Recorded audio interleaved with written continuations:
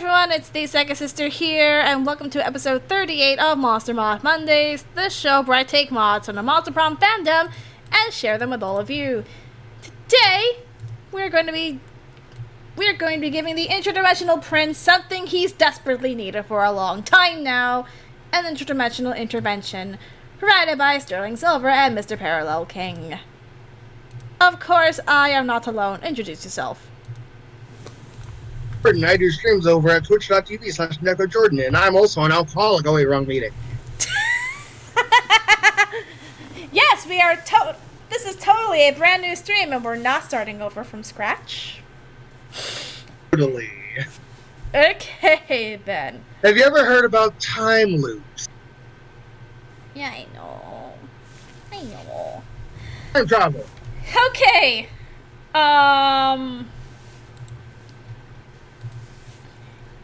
So, yeah, thanks for joining me. Yeah, no problemo. I'm not Spanish, but I just say that on a daily basis. Okay. And for some reason, I really add the accent in there. I don't know why. Where are you from, by the way? I'm actually in, near Boston. Ah, Texas. No, I'm actually near no. Boston, Massachusetts.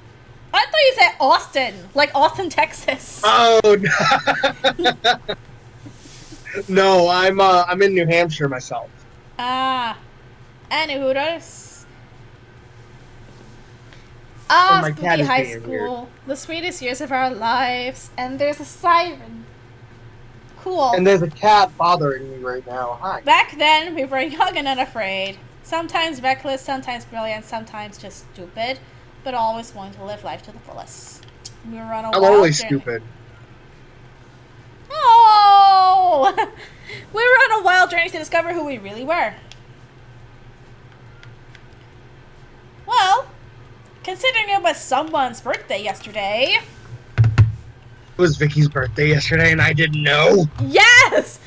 The creators confirmed that yesterday it was Vicky's birthday, August 16th. Oh my god. I'm upset with myself because she is adorable. She is, though! She And is give me my I Zed kid boy. her. Your green boy. And Green boy. name Zed? Yeah, Zedd. There. Your name is Zed. Works for me. I mean, it works if you're in Canada. UK. And we had yet to experience his ultimate challenge, the Monster Prom. I remember it clearly. 3 weeks were left, and as we fantasized about a dream prom date, we were all scrambling to catch the attention of one of our 8 most charismatic classmates.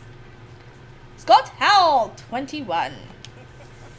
A werewolf athlete who compensated for his rather small brain with a stupidly huge dick, I mean heart. Okay then.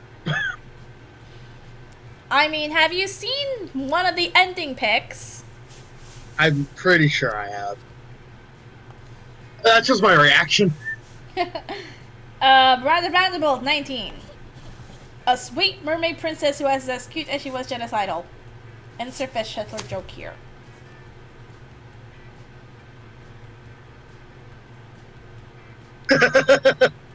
One thing that your people probably don't know about me is that I do a lot of one-word liners. Huh. One-liners. So, like, my biggest one-liner is yes. Yes. Because that's what I always say. The answer is always yes. Polly Geist, 22. A party ghost with an insatiable hunger for most of the wrong things. The cocaine. Yes. And, I can't think of anything else right now. Damien LaVey, 21. A fearless, spicy red daddy with a taste for destruction and a love of fire and hair. Best boy. We continue. I just love that sudden pause. Just, can we continue? Best boy. Liam the Lion Court 4XX. A hipster vampire whose standoffish demeanor hid the fact that he was truly a lovable dork. It really is. A lot of the pictures you take, like a lot of the Polaroids you get with him are like really wholesome. Aww. I've actually seen like really wholesome pics with him, and it warms my heart every time. Yeah. Anyway. Zoe for Zoe. An eldritch cutie who went from endless deity of the dark realms to ultimate fangirl / waifu. She's my wife for sure. Oh, She's hell, the everybody's cult of waifu. Zoe! She is everybody's waifu. I just realized I can make a Z symbol with my hands and do the cult of Zoe. Calculus Hewlett-Packard version 1.0. A library computer who had become a sentient robot baby ready to experience life to its fullest.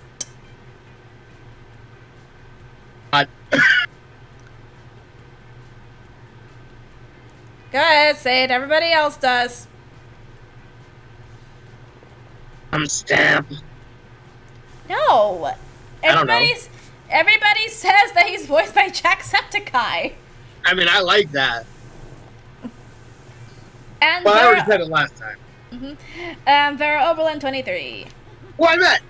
What last time? A mean self-made gorg with a merciless sense of business. That's accurate. Very accurate. It was clear it had to be one of them, but who? We only had 3 weeks to choose our prom date. If more daunting, we only had 3 weeks to woo them and conquer their heart. But as I already said, we were young and unafraid, and we were ready to start. Okay. You want to narrate this next bit? Yep. I'll do my best voice here.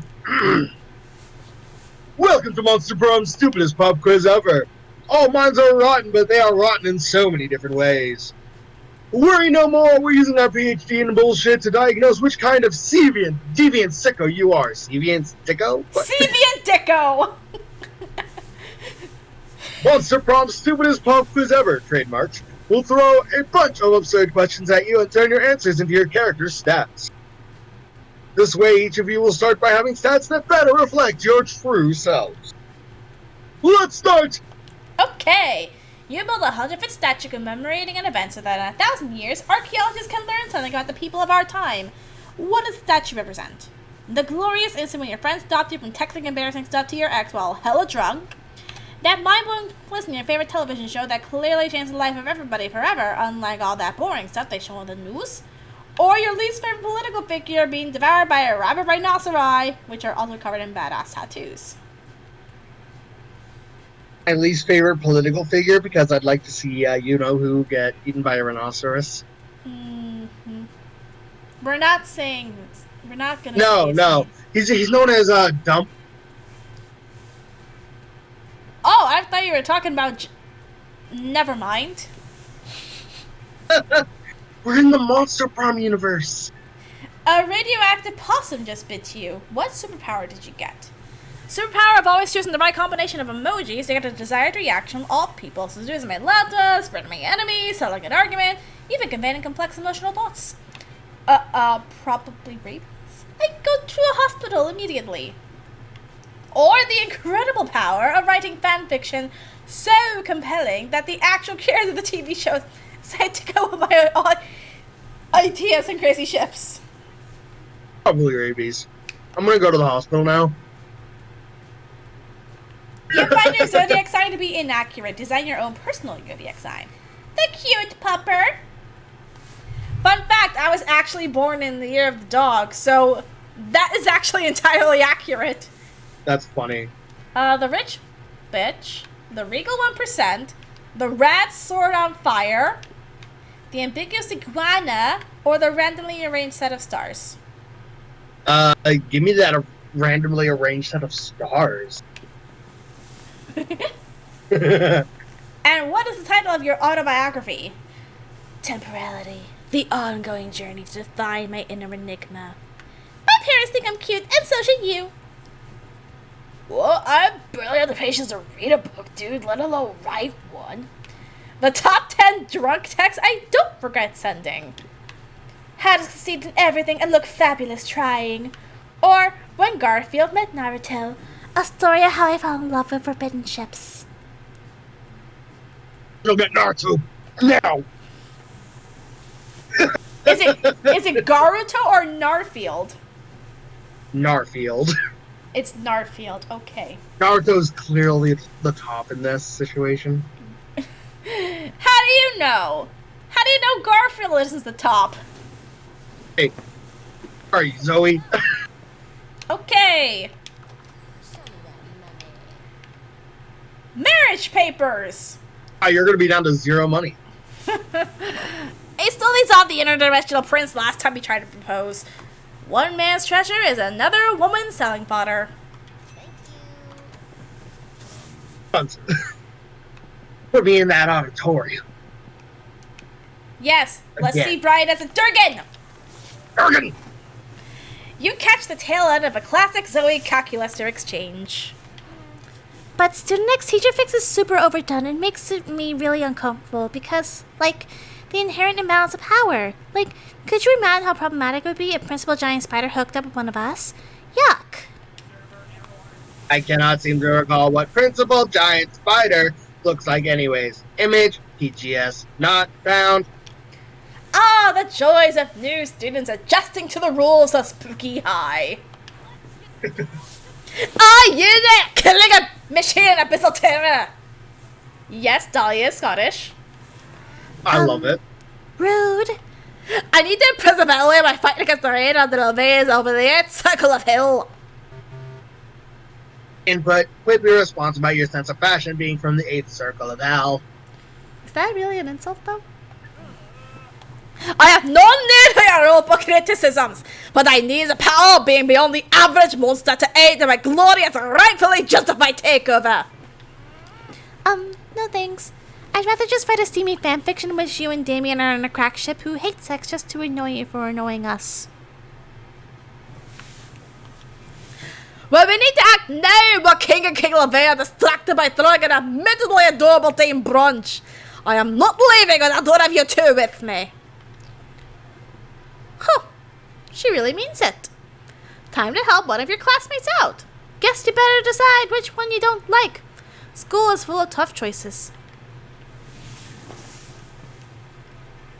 I'm gonna read these out. Dahlia, don't be fooled. This eldritch being is clearly under Damien's spell already. Just look at all these pictures she drew of Damien shirtless. She's a LeVay sympathizer. Or? No, calling this robot a killing machine is inaccurate. A real killing machine would be a tank, and he's not a tank. So he's worthless. Go look for a tank. Top one. What? She's thrown hundreds of this! Yes I have. Girl Damien from Spook at High, Pirate Damien from Spooky High Seas, Dr. Damien from Spooky ICU. Why are they all so compelling? Because Damien's a spicy red sex pot. I agree. Zoe knows what's up. Zoe definitely knows what's up. He does look very... No, Dahlia, stop out of it! The LeVays have seen the story for the Hannigan's and Monopoly on Hell! Pevy and Mistletoe, you're out. Let us go, killing machine. Label, killing machine, inaccurate descriptor found. File, friendship with Damien LeVay. Seriously, with the amount of violence and also he commits, you would think someone in the school would be willing to betray his family. And when I find such a student, woe to the wicked! The wicked in this case being the reign of the Levays! Ah, Scottish pride. Oh, thank goodness she's gone. Now we can start on that Dahlia fic. What do you think, Zed? Damian or Dahlia as their ship name? Dahlia, for sure. Those definitely just look like misspellings of their actual names, but rather than tell Zoe that, you enjoy her enjoyment and ding +2 fun and +1 boldness. Choose an object. 20. What? A D20. A D20. Okay. A dice. 20-sided dice. A D20 or a D100. Ooh. How crappy would it be if you were forced to eat? Forced to eat dice. Let me ask. did you eat the right one? Because if you roll a d20, you'd figure out if you ate the right one. Yeah. D&D logic. Dungeons and Dragons logic, yes. Roll to see if you ate it right. Okay, we're Actually, hold on. Let me actually do that because I have some dice here right next to me. No! No! I am not having you eat a die on stream. No, I was rolling a dice. Okay, where to? Give me Zoe. Looks like Scott and Zoe are having marshmallows for lunch. You say that because their cafeteria table is covered in a literal mountain of marshmallows. Zoe slams a marshmallow into her mouth. It's mildly impressive. Oh good, I thought they were doing the Chubby Bunny challenge. Oh boy. Do you remember the Chubby Bunny challenge? Yeah.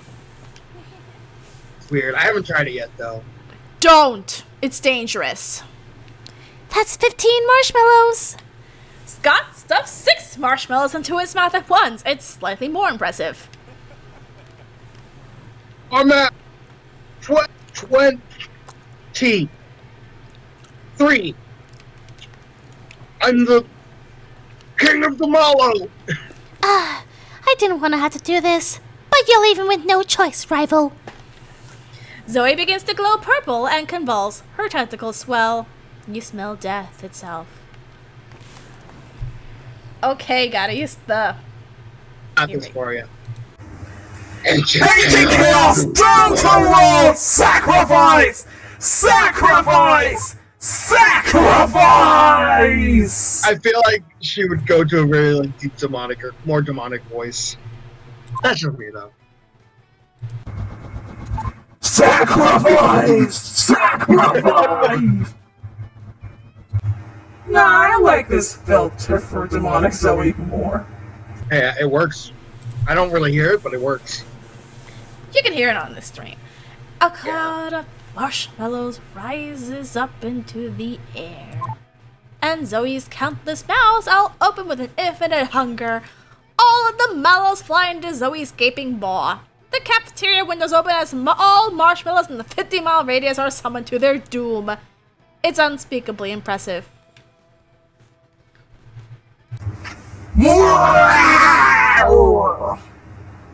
Roar. You just see Brian in the background just roar.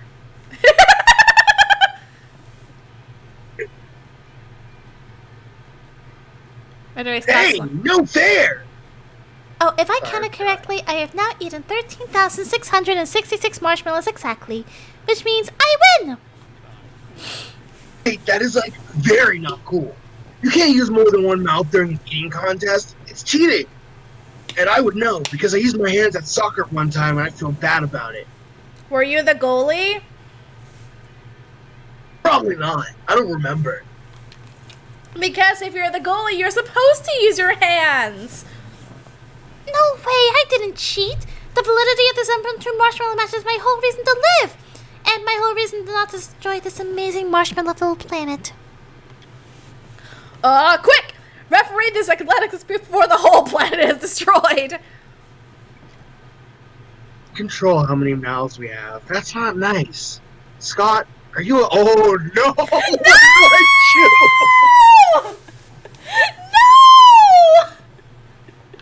No! choose? Give me the top one. Scott's eyes widened in primal fear. No! Wait, I'm sorry, Zoe. I want to be a good boy. I don't want to be not a good boy. Wait, Scott. Who's a good boy again? Me, Scott. Who's a good boy? Me. Then I guess I'm the winner, mouths and all. That is cruel! It's definitely something I feel like she would do, though. That is by far the cruelest thing I've seen in this game. And trust me, I've seen a lot in my almost 40 weeks doing this show. I mean, hey, look at Polly. Yeah, Zoe may have won the marshmallow battle, but you will win the marshmallow prom date demon friendship war. I think. Ooh. Both my waifu and my husbando are sitting at the same table. Yes, please. Again. Huh. Strange. You could have sworn Polly and Damien were at this table when you picked it. Hey, loser! Down here!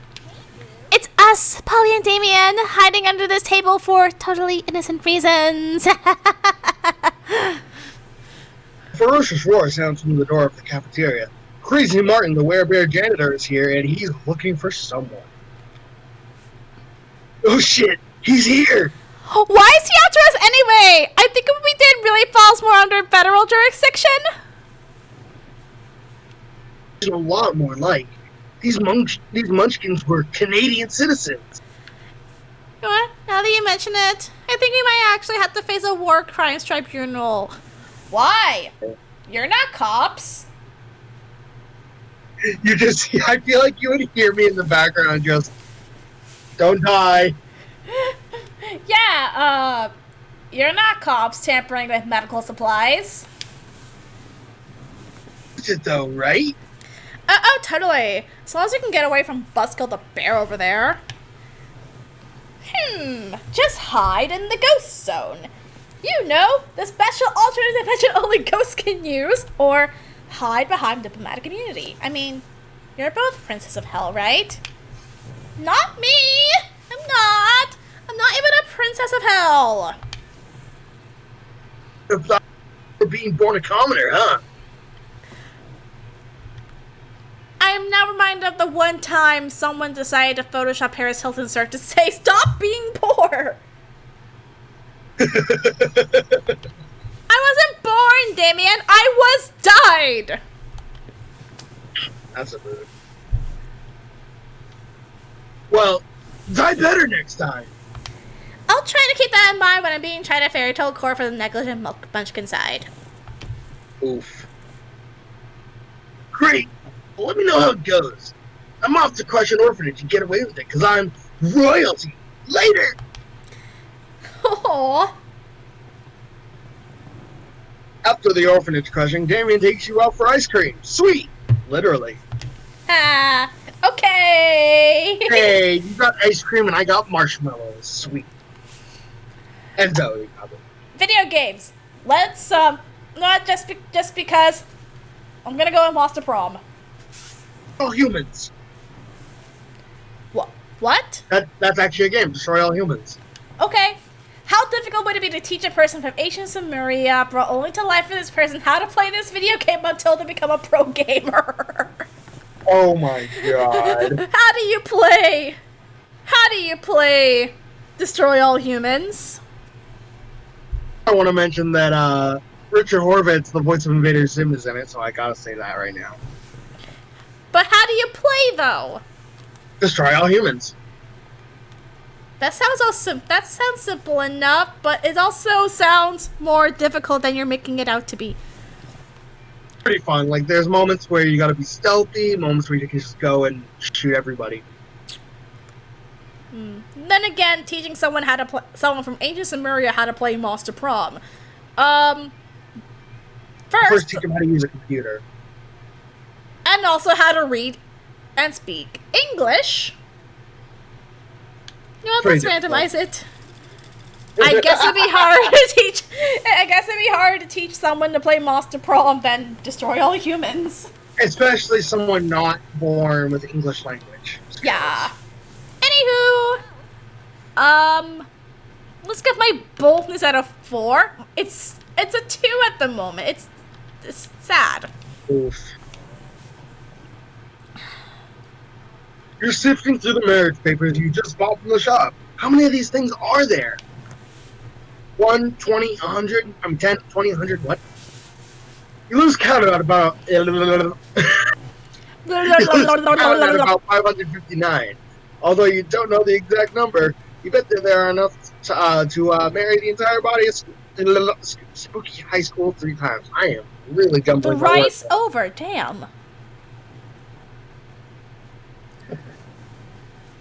After losing count again, you see Vera standing in front of you, her own marriage contract in hand. I can see the Interdimensional Prince has been harassing you too. He stopped making this a weekly occurrence. I've penciled him in right between my weekly curse drive and my attendance at this year's Humanity Awards. Wait, what? Aww! Seafarer does have a heart! Well, that's quite a lot of contracts you have there. Certainly more than I've ever received. If you need some help getting out of this, I have some lawyers that can help you out for a small fee, of course. Afford that. The last time you paid Vera for something, you lost a kidney. But this time, you don't have another to spare. You have to come up with a better idea.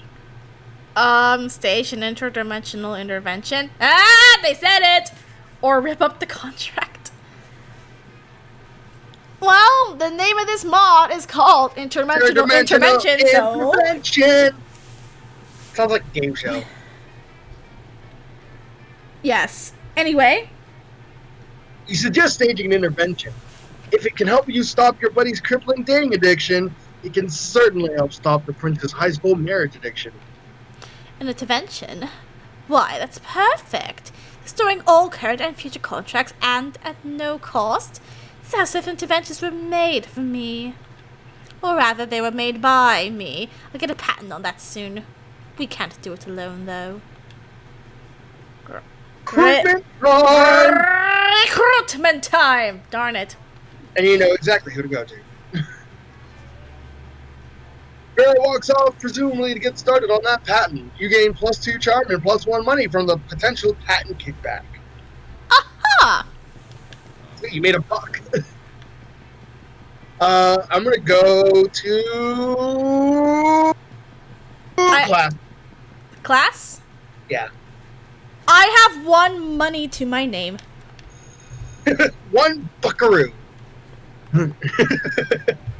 I can't help but laugh at myself when I do stuff like that. Okay.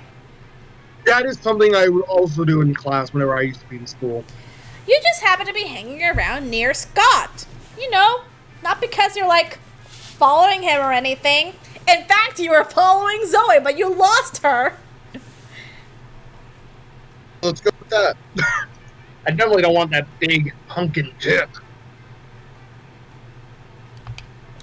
When suddenly a rift opens in time and space, a handsome prince steps through protecting another refinery. Speaking of the interdimensional prince! Here, Brother Scott. Oh, not this. Aw, not this again! My beloved, I have quested across dimensions to see your face. Oh, well, here it is. Here's my face. It is more than just your face that I need. Scott, the great tosser of balls. I also need your body. Tosser of okay. Giggity. Geek. Luckily, I brought that with me too.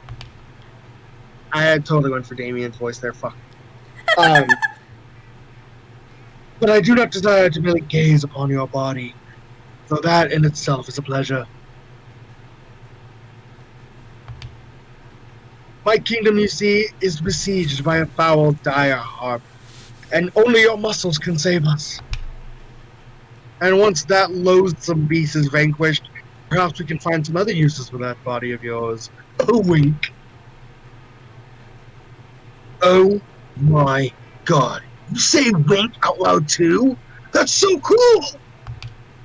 These two are getting along way too well. You need to slay that beast yourself before Scott and the prince spend any more time together. But how? Shall you sing so sweetly that the dire harp kills itself out of jealousy, or rally a swarm of extra-dimensional termites to devour the dire harp's spine?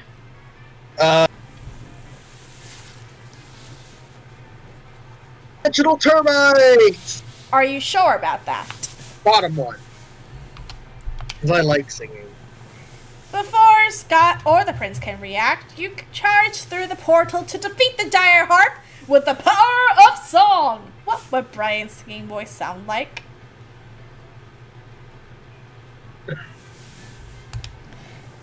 Your Dulcet tones drive the dire harp to tears. Except because harps don't have tear ducts, it just explodes instead. To work, my intrusive friend, who shall sing at my and Scott's wedding! Wait. Wedding? I don't know if I'm ready for that kind of commitment. I'm already married to the game, you know? Oh, you lose! Curse you! No. Curse you, game! The prince lost. The prince kicks you both out of his dimension and seals the portal behind you. Nice. You gain +2 bonus and +1 creativity. Oh, we'll be seeing you again soon, Princey. See you soon, sweet prince. Something happens to me. Boy.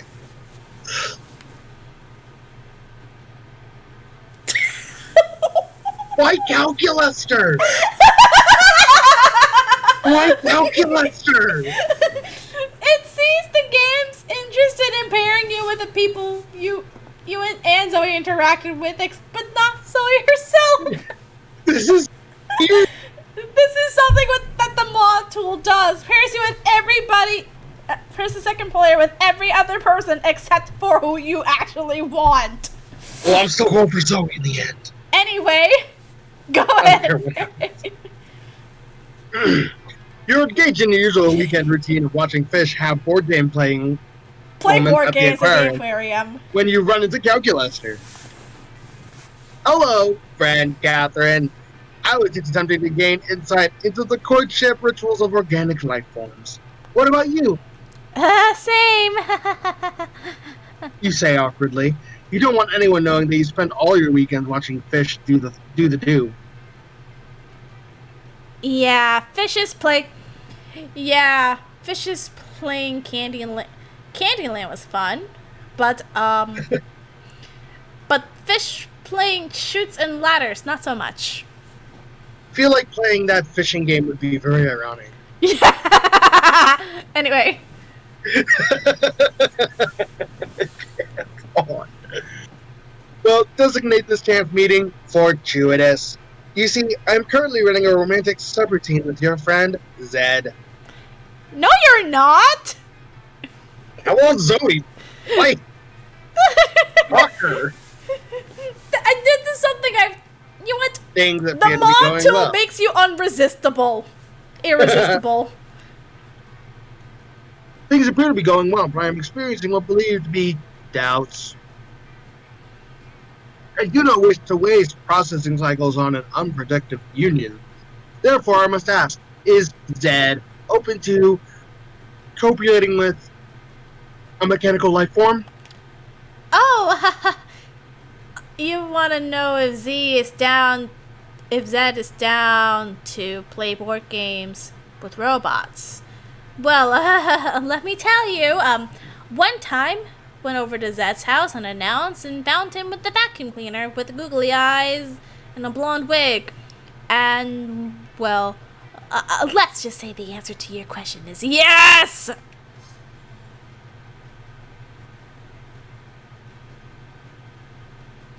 I believe I know that vacuum cleaner. Curly blonde wig, googly eyes, and 1 inch in diameter? Yeah? Yes, that is Vicky. Yum. That's my name. Anyway. She informed me recently that a certain organic life form had rocked her world, but would not divulge the name of said paramour. I believe she was worried I would steal her conquest, but now I know it was Zed. Suck it, Vicky. Oh, no. What have you done? I got 3 fun. That's what I've done. Zach, Pawn is totally lost on his calculators to be sissy being horny. can robots do that? I mean, of course. Apparently. Let's... Click Johansson. Wait, who?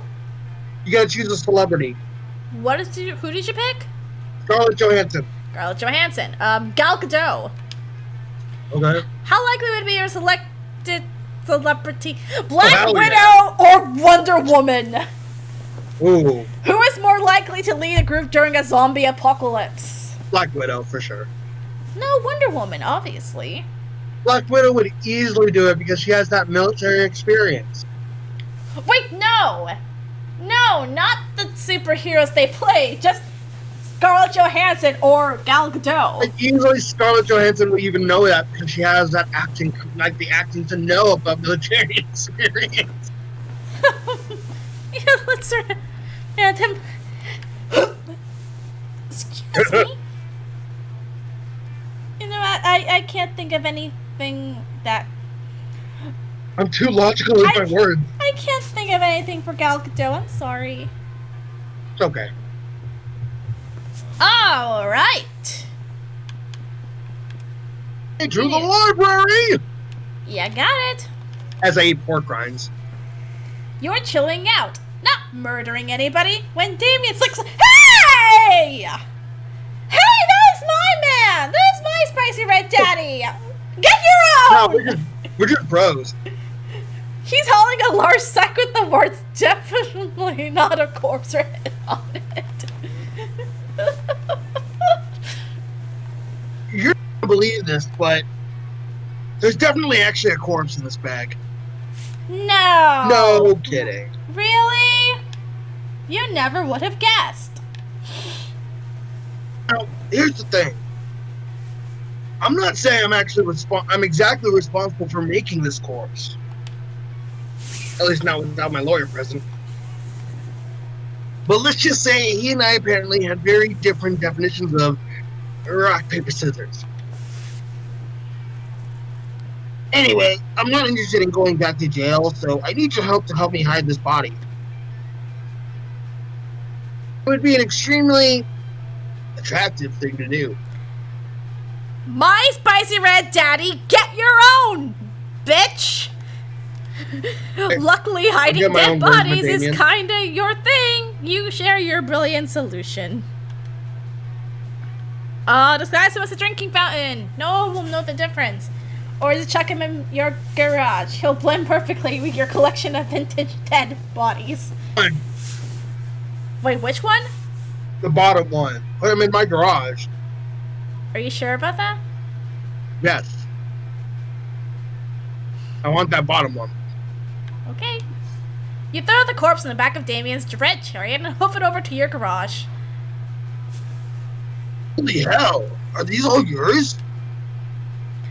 Some of these are total classics! Elvis Presley? Amelia Earhart? Dang! You've got 3 popes here! Spent all this time trying to be a great murderer, when the greatest murderer of all was right next to me the entire time! Damien lovingly lays his mangled corpse next to your pristine collector's items, a look of awe on his face. Joke's on him, though. Radcliffe is a really accomplished grave robber. You gain +2 smarts and +1 charm. Wait, you found Amelia Earhart? You found her body. Yeah. That's Go to another impressive. dimension now for it. Anyway. You better not get near my spicy red daddy again. You hear me? Okay.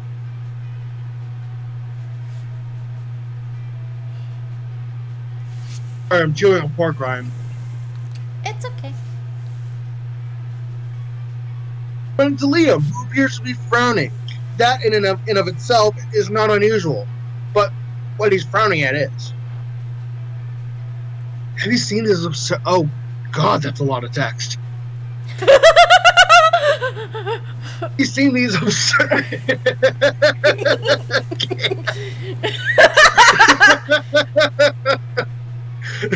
I'm losing it. Have you seen these absurd marriage contracts? For an interdimensional being, he could at least try harder. I mean, look at it.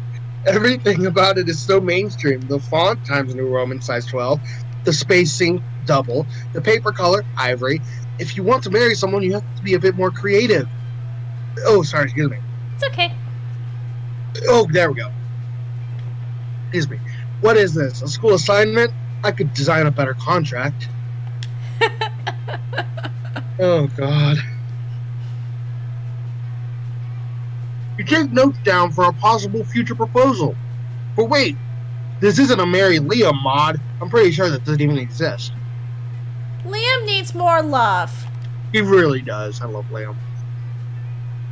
You're not sure whether to mention that you have a stack of contracts in your locker, but after seeing his passionate diatribe, yes, you're not too keen on that idea. But there is something that you wanted to bring up. You take one of the contracts that you stored in your backpack, you couldn't fit all of them in your locker, and tell Liam about your idea.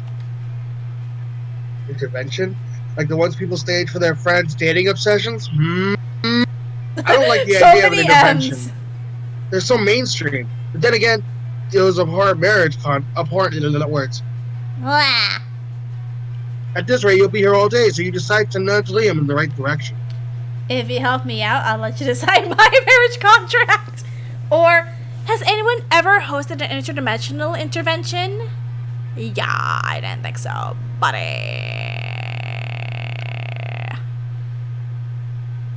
You what? What are you gonna do? I don't know if this is creative or this is creative. I feel like if you let him design yours, it'll definitely nudge him in the right direction. I hope so.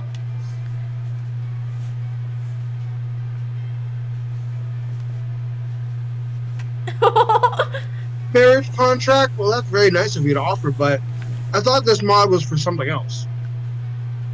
That's Liam? great. Oh, Liam. I love it when you break the fourth wall. I don't like when he blushes. What? Wait, no, that's not what you meant. And how does he even know this is a mod? Dang Liam and his meta-ness.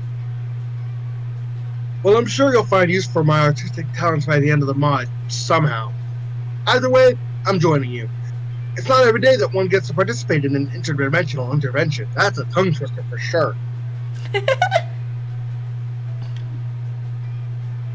Announcing the title of the mod to you, Liam vanishes in a cloud of code and smugness. That's great.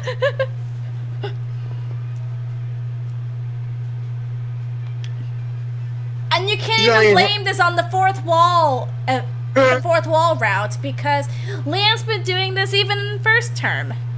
Yeah. You accidentally inhale the smoke and it bestows 2 creativity and +1 smarts. Upon 12 you. creativity.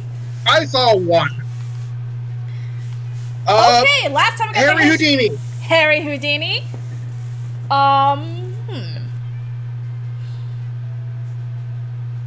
Cleopatra. 5 years ago, these historical figures time traveled to our times, and now they live in the present. Now only one of them can remain here, and who stays? So we decided through a series of Pikmin battles. Or Pokemon, whatever. Good humans. Who would win? Harry Houdini or Cleopatra? I like Harry because he has those tricks up his sleeve, you know?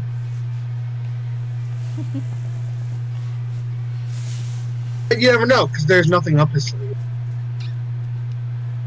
Cleopatra has no sleeves, so... I love that logic. Plus, she is... I mean, she has... Wait, what? I'm trying to find the right words. Like, her brother declared war on her and she won. Her brother / husband. I think Cleopatra. Huh? You definitely go first. Okay, thank you. Okay. And totally not because it's your stream. I mean, what? Totally not because it's my stream.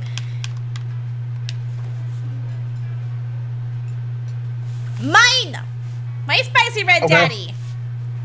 Spicy red meatball. Got it. you come upon Damien staring at Miranda's elaborate silverware spread, while her eating serves chow down immediately at a neighboring table. I thought we established this already. Still don't get why you collect these stupid forks and spoons and crap. I mean, even the knives don't look really that deadly. Silly boy, the silverware's not for killing. It's gonna be for stuff other than killing? That's lame as hell. It's basically useless. I mean, you don't even eat. Your serfs do it for you. Well, of course they do. But they're not using any of your silverware. Naturally they aren't. Serfs must eat with their hands as befits the lower class. So you're saying the silverware collection has no practical purpose? Things have practical purposes? Oh, Miranda. These two could go round and round like this forever unless you say something to resolve this dispute. Round and round, with love we're gonna make it, let's give it time. Spooky High has a rat problem. Damien's right, Miranda. Maybe it is time you start murdering people with your silverware.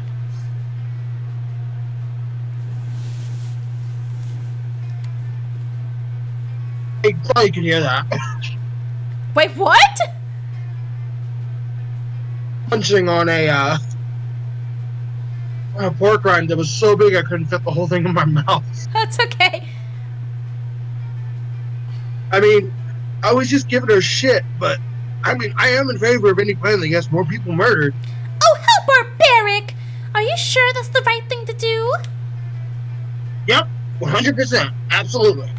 Well, right then. Yum yum. Daisy, take the sharpest of these silverwares to your filthy peasant hands and go a murdering with you. It's kind of open you do the murdering yourself. If we're living in an age wherein a lady can't outsource her senseless murders to her servants, I don't know what the world is coming to. Fair enough. As long as the murders get done, I guess I don't care. Miranda even outsources some silverware murder to you and Damien as a team. It really brings you closer to each other. Yes. You sure?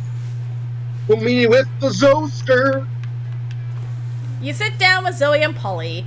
Zoe is slurping Sandy out of a Tupperware container with several of her mouths, and Polly isn't eating anything at all. You feel a little uncool for being the only one at this table eating normal food. Oh, speaking of eating food. Oh, yeah, Zed, I can read your thoughts. Sorry. Why are you even here, Polly? Why are any of us here, Zoe? The universe is like vast and full of mysteries. No, come on. I mean, why are you here in the cafeteria? I mean, Miranda comes here to supervise her eating serfs, and Liam comes here because he presumably feeds on food picks. But you don't feed on anything at all. So why are you here? Why aren't you out doing drugs or getting laid or something? Because,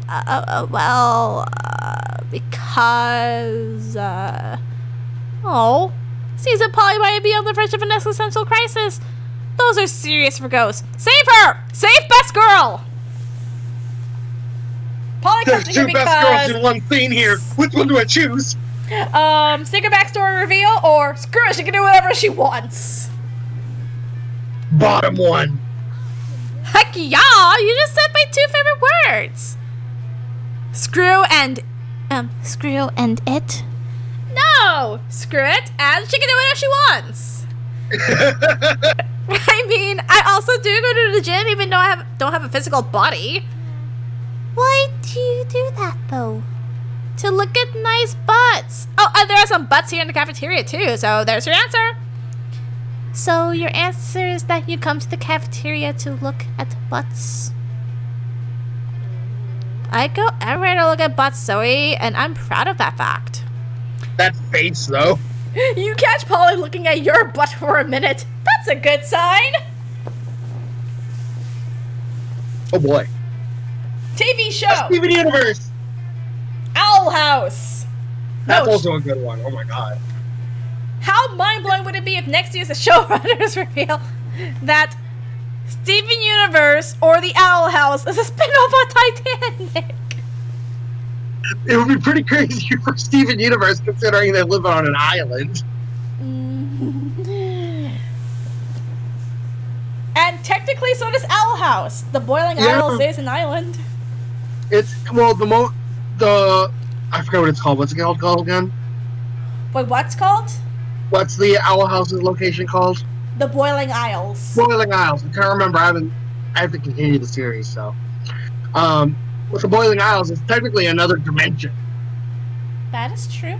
And Steven Universe takes place on an alternate Earth where Russia is missing. Wait. What? What if the Boiling Isles is where the people of the Titanic went after they died?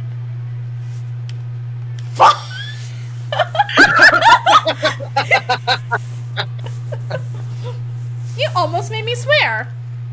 And I don't swear on this stream. Hey, I'm trying not to as well. It's hard for me. Anyway. Time for that now. You need to go and recruit more people for your intervention. As you're running down the hall, you see Polly about to sign one of those marriage contracts. You can't let that happen. Smack the contract out of your hands. No, bad Polly. Hey, Catherine, what was that for? I was about to get a 14-day free trial for Weed World Unlimited. Oh. I'm sorry. Not sponsored. After checking the clauses on the paper, you kindly explained to Polly that she was about to sign what was not a 14-day free trial, but actually a marriage contract to the Interdimensional Prince. So, interdimensional marriages can be pretty rad too. But wait, Polly wants to be tied down to somebody? Overhearing you two talk about marriage contracts, especially of the interdimensional variety, Miranda waltzes into your conversation. Oh no, my dear Polina, even if interdimensional marriages are rad, he hasn't courted you properly. You simply cannot accept. Well, your contract does state that you'll get half of his riches, half of his castle, half of his army, and half of his worst enemy. Oh, look at that! If you accept before the little date printed at the bottom, he also gets half of your worst enemy. But it seems he has yet to deliver, much like with my contracts. Wait, her contracts? You ask Miranda how many contracts she's received. Me?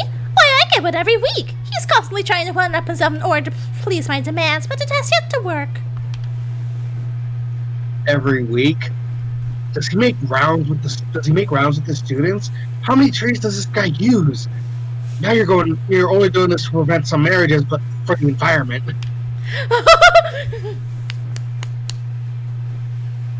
Serve your trees, kids. Don't waste paper on such words like marriage. When I don't Hopefully know all that paper is recycled. Right?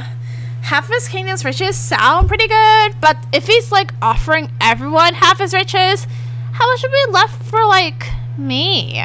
I probably wouldn't even have to buy more Coke or a new Leo Tolstoy novel with that money. Perfect. Now you can recruit both of them for your intervention. Telling you're hosting a party where the gift bags will be filled with fancy silverware and unpublished Tolstoy novels. Only the Interdimensional Prince will also be there, but no marriage contracts allowed. Tell them straight up you're hosting an intervention for the Interdimensional Prince. Should be straight up with them. Yeah. Be honest with them, or it's gonna bite you in the butt. So, I know the top one is fun, but what would the bottom one be? Boldness, I guess. My boldness is 6. Lower than my fun. You know what? Let's host a party. Oh, that was creative!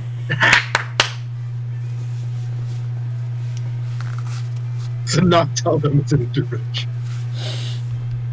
Oh my god, a party with unpublished Tolstoy novels? That's like half of my personality. And I'm sure the rest of my personality will be there. After all, you can't have one half without the other. Technically.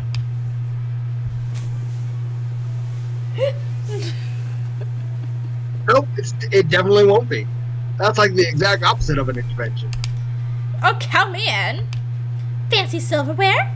Why, with silverware there can only be the fanciest of parties. Pencil me down as attending. Wow, you didn't think that would work as well as it did.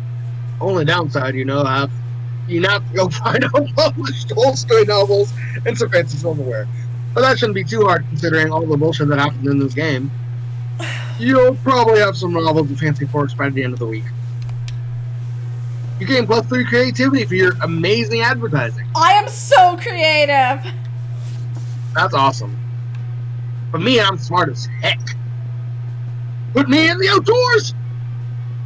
You got it, boy. I'm just going down the line. You turn away from the rape to find Scott nervously sniffing at the ground and looking around suspiciously. Scott again? Oh, Scott. He's trying to set you, the game's trying to set you up with dudes. You ask him what's up. Prepare for a stupid answer. He does not disappoint. Isn't it obvious, bro? I mean, you know why all these people are out here, right? Steal my stash of awesome bones! Huh? They look like they're just out here having a good time, but that's all just a ruse. It's bones they want! My bones! Quick, bro! If you're really my bro, you'll help me move my bones before all these other bros find them, bro! Bro! Where should I move them to? Tell me, bro! Preschool! No one ever looks for bones at a preschool, or forget the bones. You already have a near infinite supply of bones hidden inside of people. Oh, God! Oh, no. I kind of want to see what the bottom one does. Whoa! Is that where bones come from? I always just wake up sprawled on top of a pile of them. I didn't know they were for people. Where do these people hide the bones inside of them? In their whole bodies, you say? Everywhere? That's so smart. Like Coach always says, don't put all your bones in one basket. Forget these dumb bones. If I ever need a bone or two, I know just where to look. Scott, no! Scott, no. Scott, no. You're sure that people won't mind donating a bone or two? You gain +2 smarts and +1 boldness. Oh, Wait, God! sounds pretty bold. Hey.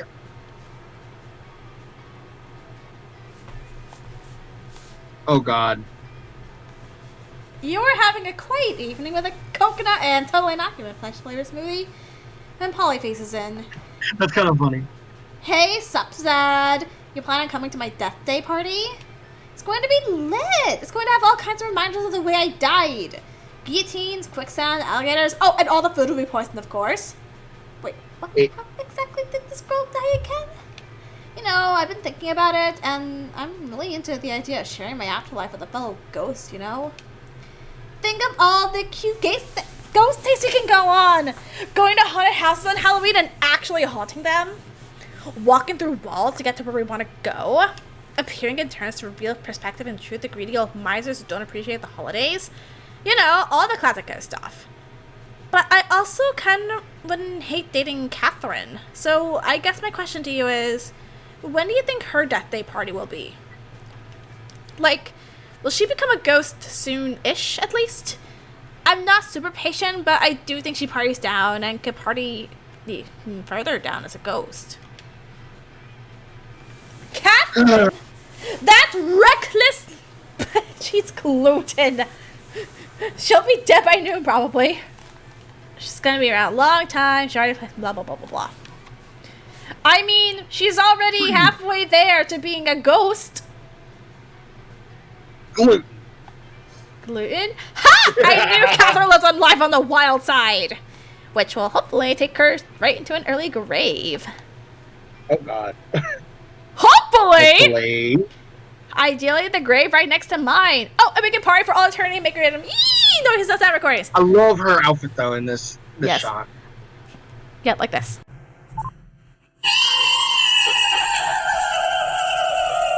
Rip headphone users. I'm sorry. I'm kidding. If you decide to die on her anytime belly button. If you decide to die anytime soon, you're welcome to come to our ghost race. They're going to be like ghastly. Well, you're not really sure how Catherine is going to feel about how excited you all are by her impending death. But hopefully she'll be selected as a death approved by and eagerly awaited by Polly. Oh, man. How awkward is it going to be if Catherine is actually in love with Damien and now you're all psyched about her dying for nothing like a psychopath? Sociopath. Sociopath, whatever. You get +3 fun for sending Catherine to an early, awesome grave. Yay! Yay! Oh, that's so totally awesome. Choose an activity, playing video games. Yes. You and I can't pick the same thing.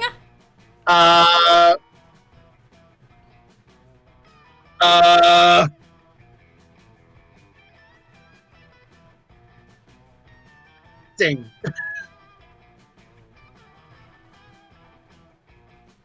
I choose acting. How fast and aggressively would you be kicked out of an airplane for doing this? You'd win! I'm pretty sure if people you're playing video games. Yeah, on a plane. It'd be completely normal. Give me to the gym. Need to get swole. Throw some dodgeballs. Somehow, swole for a zombo. You see Liam staring at his cell phone and sighing deeply. He too is miffed that Zoe is not here. Maybe one of his fellow bands signed to a mainstream record label. Or the exact shirt he's wearing is featured on a magazine cover. You decide to check in with him. Hey Liam, what's up? You know Start Kicker, that vile website where people crowdfund projects not good enough to get real investors? Wow! Thanks, Liam! Do you not know why you exist?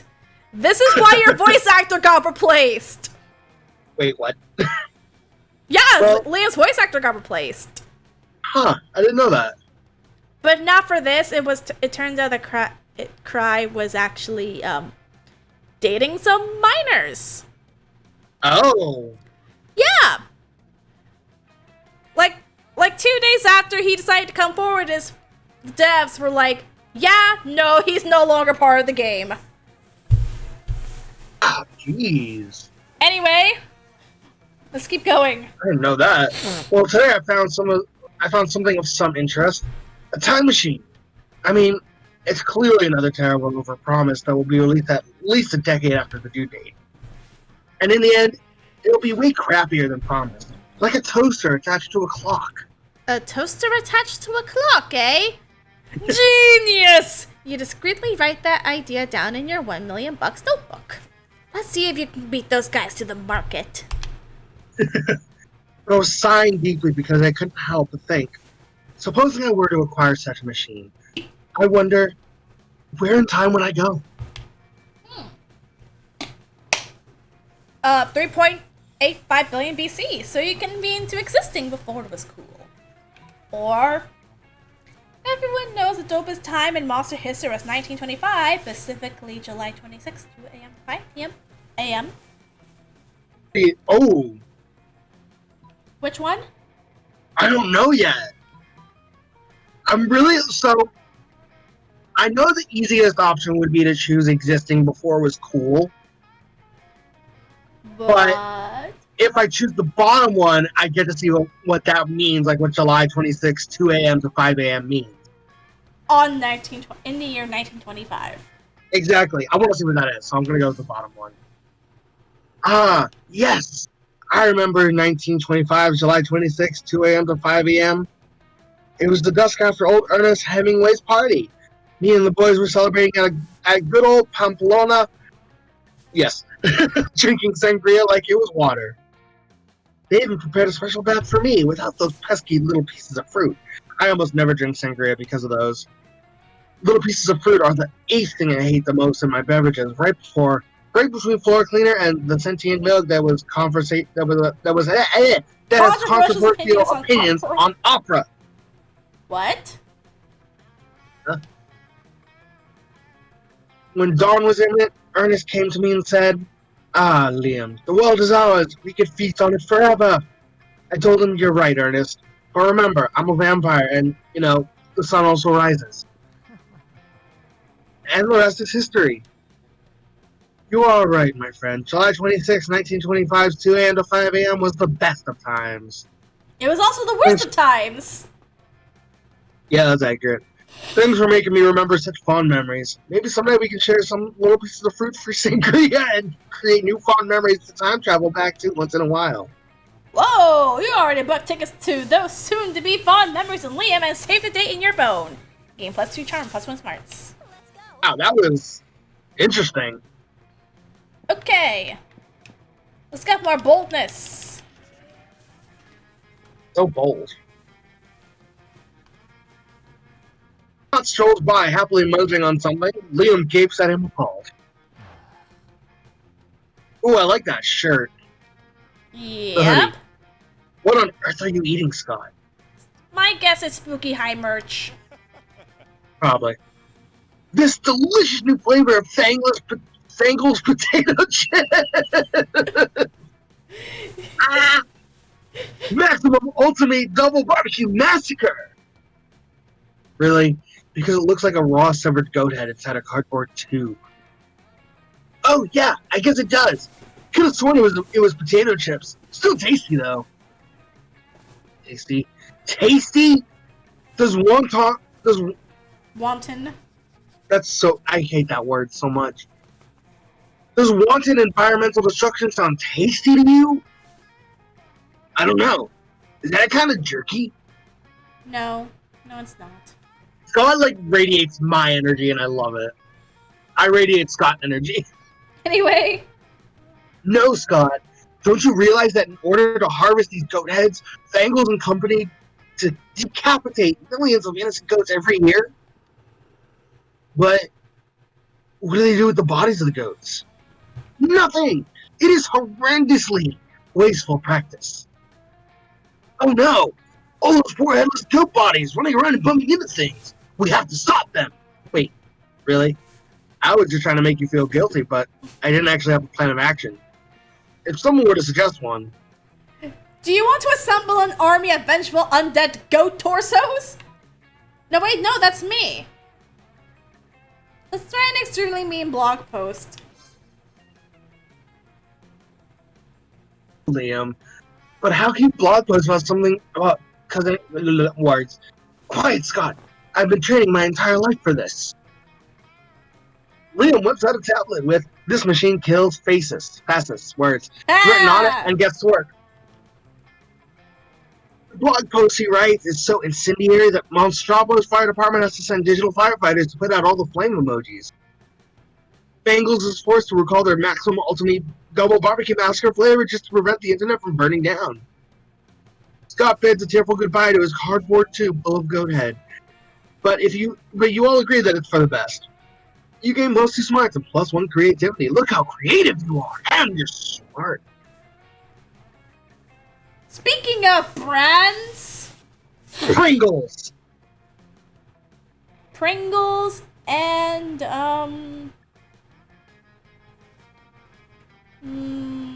Ritz. Oh no! How cool would it be to live in a nation where movement is selected? I was replying to a friend. Okay, let's just randomize it. Oh, let's go to the Ritz Hotel. Pringles Hotel. Let's go. Oh no. Yeah, we're neither of us are sitting with Leonard, are we? Ooh. Friend Damien, I am having trouble getting a positive ID on the objects in your possession. Would you declare their components? Sure thing, Robo-Bro. But what I have here is a can of gasoline, a lighter, and the grin of a madman about to set a cafeteria table on fire. I comprehend now. It would seem to me that the most logical extrapolation is that you are about to set a cafeteria table on fire. A cafeteria on table. Fire. Hey, don't touch me. I just love how funny that sounds. Anyway. Damn, calculator. How much plus smarts must you have to figure that mystery out? My intelligence cannot be calculated using your overly simplistic methods. However, My morality module indicates that setting a cafeteria table on fire is not within the bounds of acceptable school behavior. In fact, it seems to me that in my metaphorical but not literal heart, that it is not nice. Did I say it was going to be nice? No! I said it was going to be awesome! Running back conversation to check for phrase, gonna be awesome. Error. Phrase not found.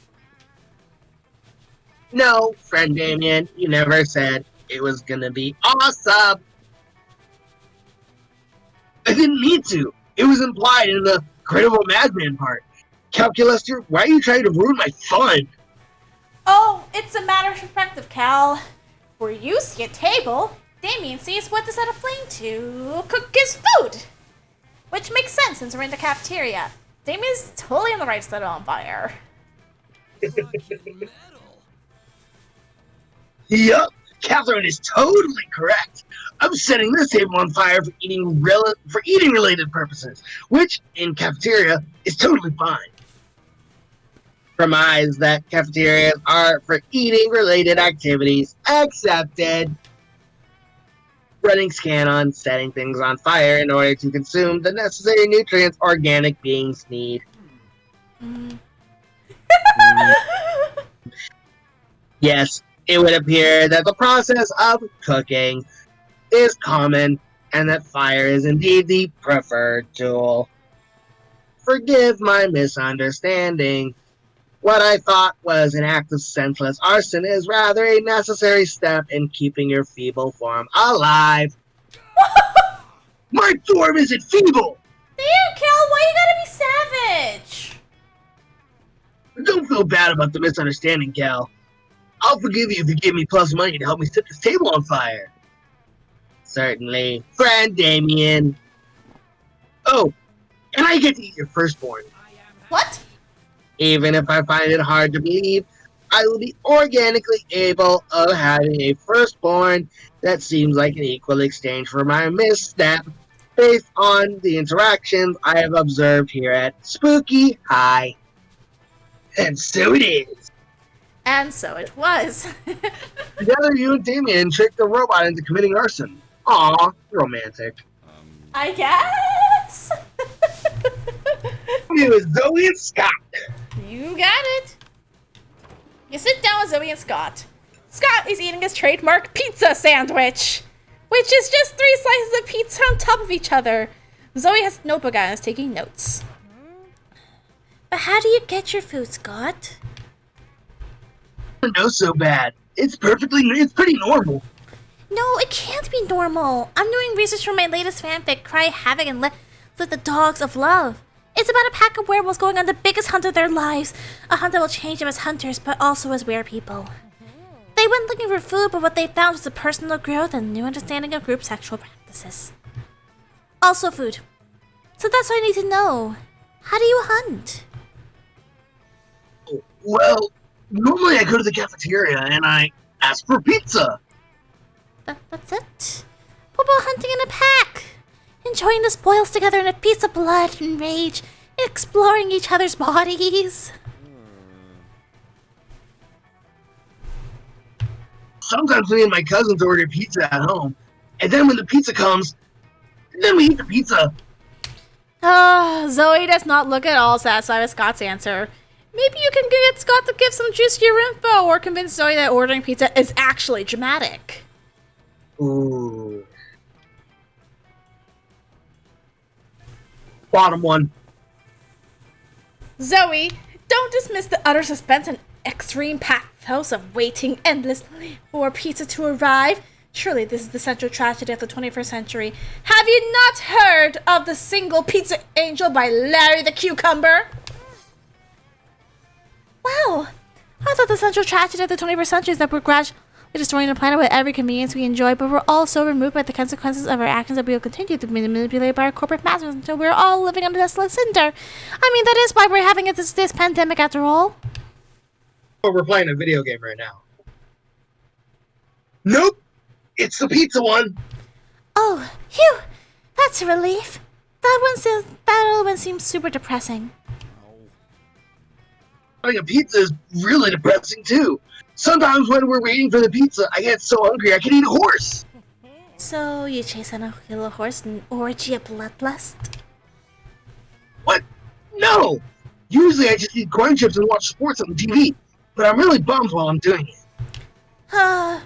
Zoe decides to make do with what Scott is giving her. Scott's just happy for the attention. You're happy because Scott is happy. Everyone wins. Now then! Jurassic Park! Jurassic Park, you said? Yeah. Legally Blonde. Yeah. How weird would it be to watch? Nope! The funny thing is, there is a Jurassic Park one. Why am I not I haven't surprised? touched it. I have Why not am I- touched it. I'm just following your pattern, dude. I know. You are casually reading the latest issue of Monster Magazine when you are rudely interrupted. See, even Zed, a sensible monster with a good head on his shoulders, and at least some smarts, is reading Monster Magazine. I want that jacket and blouse combination. It was nice. Yes. And I want my boyfriend to wear it. This got really interesting, but okay.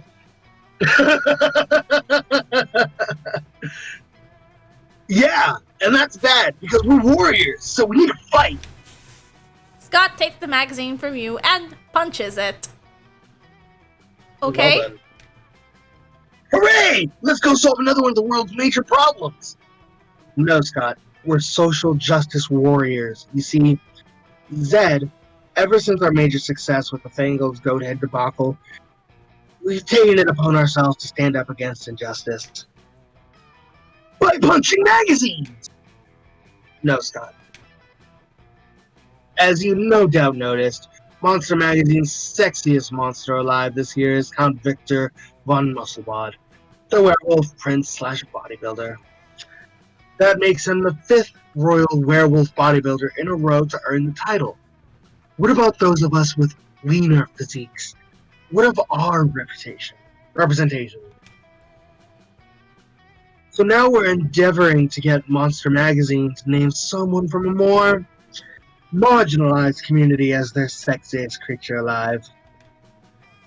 We just need to figure out a way to convince them, since I guess punching the magazine wasn't good enough. Aww! That's easy. All I need to do to solve everyone's body image issues forever is...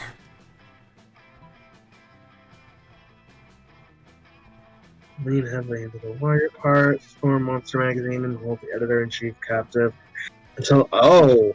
I'm gonna choose the top one. I'll go for, like, side Liam in this sense. If I don't get Zoe, I'll Are go you Liam. sure? Yes. You're not creative enough! Brilliant idea. 3-winged chupacabras are definitely an undeserved population. Yes! Let's make a magazine! You let your creative juices flow and craft your own version of Monster Magazine. Unfortunately, your creative juices aren't that juicy. And so your version of Monster Magazine is basically a bunch of doodles and pictures from other magazines glued into some papers and poorly stapled. Something isn't working here. Maybe it's the fact that your creation is deeply abhorrent. Nah, it's just that it's missing the cherry on top. A very amateurish fanfic where you meet your favorite band and they hire you as their assistants and all of you snuggle a lot. And there's some centaurification too. Now it's perfect! I'm not sure about this thing. This thing looks not great. I think what he means is that your magazine is an act of terrorism against good taste. I think we should dismiss the SJW reunion so we can all go bleach our eyes and hopefully unsee this abomination. Bye! Everyone's a critic. You publish a magazine, and by publishing it, you mean printing some copies yourself and trying to sell it. Someone gives you some change, thinking you're a delusional homeless person. In the end, it seems that Liam isn't the only one who thinks your magazine is an act of terrorism against good taste. The police think the same and they put you in jail! No! Zed is now out of Monster Prom. Bye, Zed. Oh no. You just see my face crossed out. Okay. But like every time it goes to me, it's like I'm stuck in jail forever. Anyway. Oh no. The day has finally arrived. The day has finally arrived. It's time for the interdimensional intervention.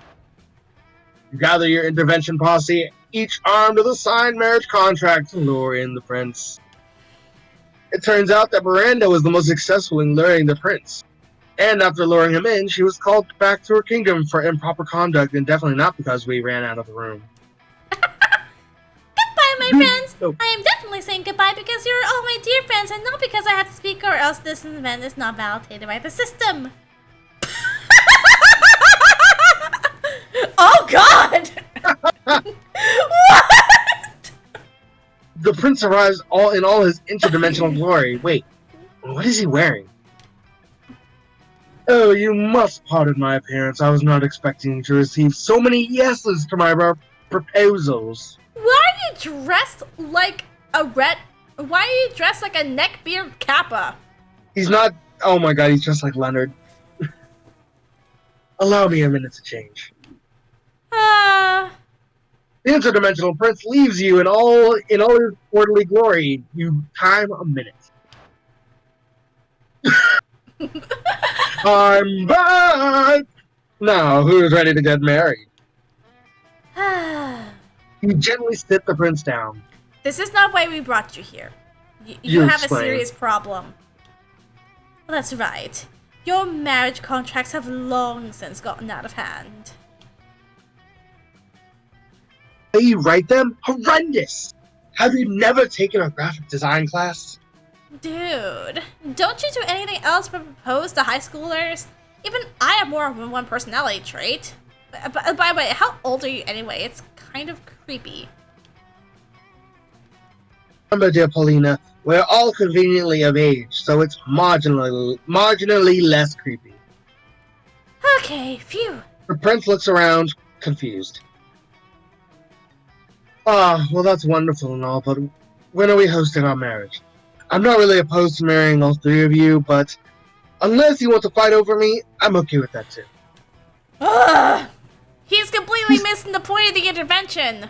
So much so that Polly's outfit changed. Say you try. Oh, did it? Holy crap! Yeah! I didn't even notice. So you try a different approach.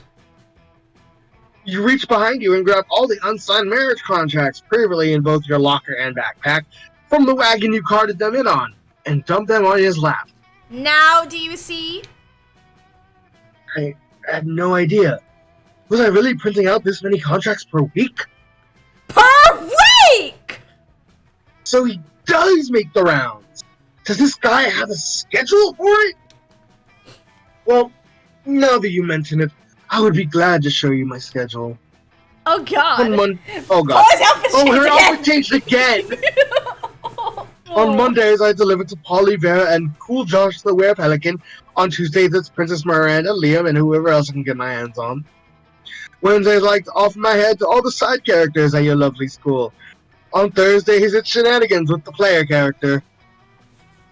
I'm sorry. On Fridays, I like to propose to Damien Scott, and Oh. seemingly summoned by the prince, the door bursts open to reveal Damien and Scott. Thankfully, not the Werepack too. Oh no. We can't fit this many characters. Ha! You ushered Liam and Polly off the screen. Don't worry, they're still there. Whoa! Damien, there it is! The level 80 mega accountant, Rohit Ford, sorry. He's so powerful, he's practically a CFO! Dang, we gotta catch him! Uh-oh. Just before they can run through the middle of your intervention, just to catch Rohit Ford, Vera holds out her hand. Hold it right there, boys. Don't you see that we're in the middle of something? Indeed. Can't you see we're trying to... Oh, that's Liam's line! Indeed, can't you see we're trying to fix a problem that plagued us from the start of the game? Liam Yeah, comments from off screen. dudes! We're trying to give this guy a personality! Get out of here! While I'll always welcome the side of my two favorite sexy guys, you interrupt my emotional breakthrough. They spelled break. They spelled it wrong. Typo. I feel myself losing the weight of what just happened. Oh no! His hand reaches for one of the contracts you had placed in his lap. Oh no. You don't give it. You don't have any need to go through another wacky shenanigan. Quick, find a way to get Damien and Scott out of here before they ruin all your hard work. Hard work? We just got started. Catch the Pokemon yourself and tell them you'll trade it to whoever leaves first. Or shall we invite them to join? You're very creative, so the top one I feel like would be really good. Or it's more. No, that sounds fun. That sounds more fun. Yeah, and you don't have good fun. Yeah, go for the bottom one. You invite them to join the intervention. After all, there's no way you're getting them out of here, and you can always use more help. Well, maybe we should help. We are already here. Yeah, I'll join you. Just give me a second. Whoa! Damien catches Rohit forward, and then he and Scott pull up seats to join the intervention. Thankfully, they sit off-screen, allowing the actual invitees to come back on screen. Well, Prince, how are you feeling after hearing what we had to say? I never knew I had a problem. Or perhaps I didn't want to admit it to myself. Have I really been hurting you guys all this time? The six of you look at each other and gently nod your head. I see. Well, thank you. Really, thank you. I shall go and search for ways to fix my wrongdoings. I hope in time we can all get to know each other better. Not through marriage, but as friends. Aww! The interdimensional prince bids you adieu and steps back through his portal with the solemn smile and hope in his eyes.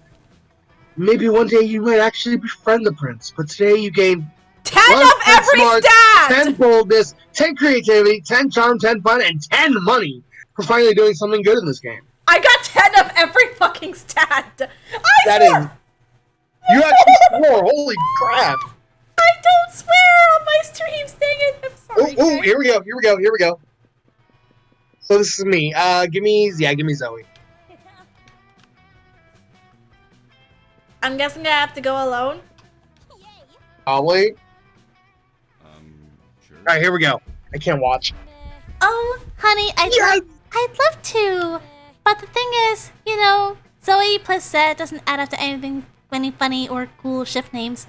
Everyone knows that's the first rule of choosing a date. Dang it. I overreacted way too soon. So not this time, okay? Call me if by any chance you change your name in the future, though. What's this? A bad fic? Oh, needs prom, right? I'm gonna make that magazine a better magazine now.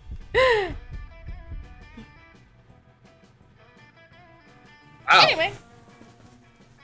Prom night, and surprisingly enough, no one has been proposed to yet. Guess the intervention worked out better than you expected. Hello, my love. It is me, the Interdimensional Prince. Oh, damn it. What does that look for? Did you not expect to see me tonight? Well, no, you didn't. You thought he was still getting help. Hold on. Don't tell me you think I'm here to propose to someone. Quite the contrary. I'm here for entirely different reasons. I'm here to give you my thanks.